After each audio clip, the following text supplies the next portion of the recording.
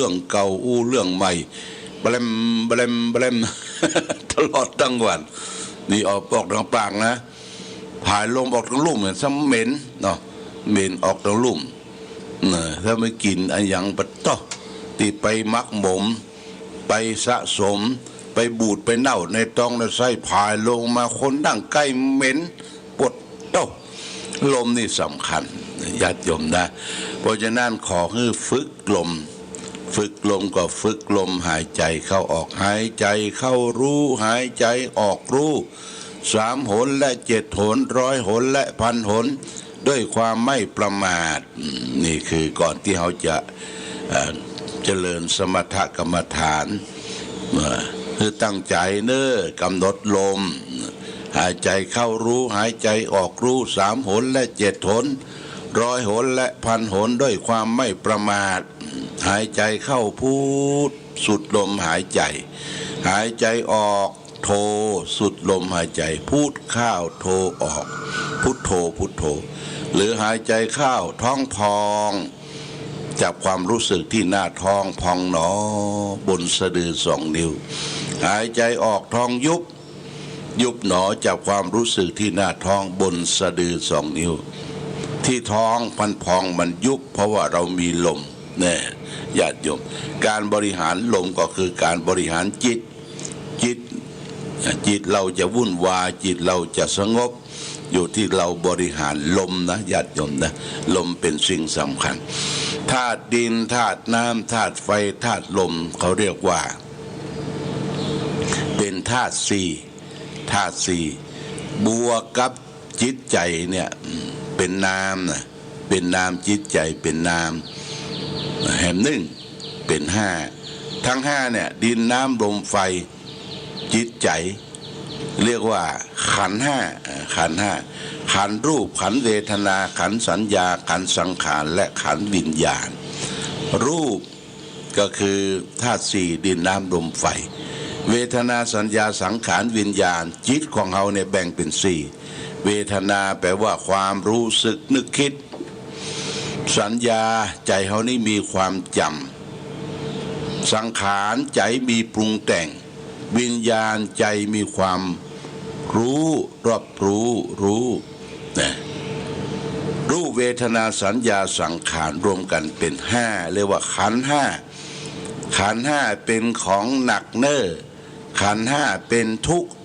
ขันธ์5เป็นอนิจจังทุกขังอนัตตาเมื่อเขาพิจารณาขันธ์5รูปเวทนาสัญญาสังขารตัวเขาก็หมดไปหรอตัวเขามีไหนมีละญาติโยมตัวมอหมดไปเพราะฉะนั้นคนเฮานี่สำคัญอยู่ที่รักษารูปรักษาใจ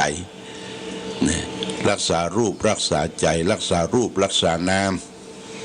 การที่เขาได้ไปประพฤติปฏิบัติธรรมจะสำนักไหนก็ตามเนี่ยอันดับแรกเบสิกเริ่มต้นนะครูบาอาจารย์พระวิปัสสนาจารย์ก็สอนให้เรารู้จักรูปนามรู้จักใจกับกายเนี่ยรู้จักกายกับใจรูปนามรูปก็คือธาตุ4นามก็คือใจเป็นเวทนาสัญญาสังขารวิญญาณลองแยกออกแยกออกคือรู้จักรูปนามก่อนรูปนามก็เมื่อรู้จักรูปนามมันมั่นคงเที่ยงแท้เป็นอนิจจังเป็นทุกขังเป็นอนัตตามันมีการยึดตัวตนขึ้นมาก็ยกขึ้นความบ่จริงแท้แน่นอนยกเป็นวิปัสสนามีปัญญารอบรู้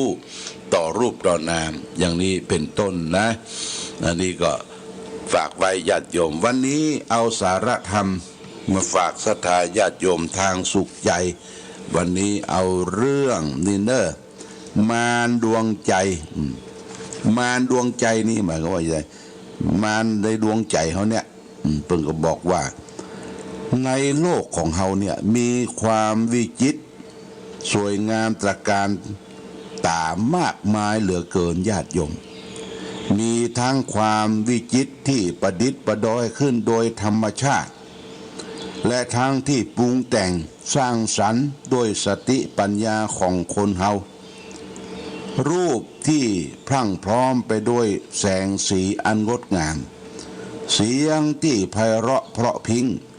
กลิ่นที่หอมยวนจ่ายวนกายยวนใจรสที่อิ่มเอิบอาบชาบลิ้นเป็นต้นเป็นสิ่งที่ประดับในโลกคือตระการตา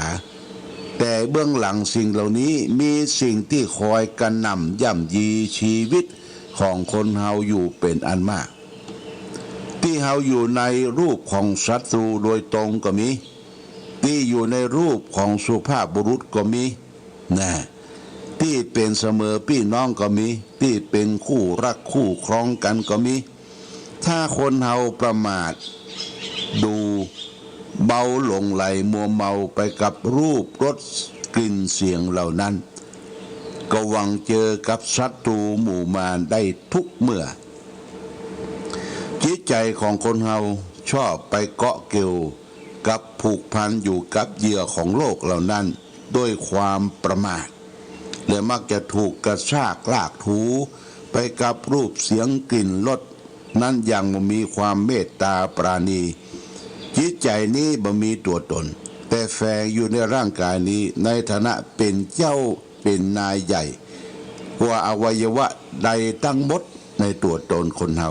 มันจึงมีอิสระในการที่จะไปเอี่ยวไปเที่ยวในที่ต่างๆอย่างบ่มีขอบเขตเอี่ยวเที่ยวไปในเวลาอันรวดเร็วจิตใจที่เที่ยวไปไกลๆแต่ผู้เดียวนั้นมักจะไปติดกับเหยื่อที่มีอยู่ในโลกชักสื่อเอามารเข้ามาเป็นแขกผู้มีเกียรติในเรือนใจนี่ถ้าได้รู้แห่งสักน้อยว่าสักวันหนึ่งเมื่อมารได้ช่อง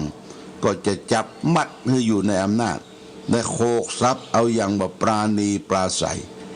ยิ่งวันเวลาล่วงไปนานเท่าใดพันธนาการเครื่องจองจำของมารก็ถูกมัดตัดตึงแน่นเข้าเพียงอันนี่คือการทรมานฉะนั้นเพื่อป้องกันไว้ก่อนดีกว่าจะมาคิดแก้ไขในภายหลังคนเฮาจึงควรที่ระมัดระวังการเที่ยวไปของจิตใจควบคุมเมื่อมันคิดไปในทางที่ดีคอยสะกิดเมื่อมันจะหลงผิดไปสู่บ่วงบาทพันธนาการของศัตรูถ้าทำได้อย่างนี้ก็ป้องกันดวงใจบ่ให้ถูกมารจับมัดได้ทูรังขมังเอกจรังอะสิลังคุหาสยังเยจิตตังสัญญะมัสสติโมฆะขันติปรมันธนาผู้ใดจักร่วมจักสำรวมจิตที่เที่ยวไปไกลเที่ยวไปผู้เดียวไม่มีรูปร่างมีถ้ำคือร่างกายเป็นที่อยู่อาศัยผู้นั้นจักพ้นจากผูกบ่วงแห่งมารนี่เป็นคำสอนพระพุทธเจ้านะญาติโยมนะฝากเป็นหลักคิดเอาละก่อนจากกันที่วันนี้โมทนาสาธุเนอก็มีเจ้าภาพเจ้าศรัทธาได้ร่วมทำบุญก็มีญาติโยมวันนั้นพี่น้องบ้านปุ้นพี่น้องบ้านหนองห้างบ้านหนองห้างอำเภอพานมีวิบุญสิริมนเทียนพร้อมโดยครอบครัวบ้านหนองห้างอำเภอเมืองพานตำบลหัวงมอำเภอพานมาเอลเนอร์เป็นคณะได้ทำบุญ100 บาทบูทนาสาธุคณะศรัทธาวัดหนองห้างบ้านหนองห้างตำบลหัวงมอำเภอพานก็ได้มาร่วมทำบุญเป็นค่าน้ำค่าไฟปัจจัยอยู่400 บาทบูทนาสาธุ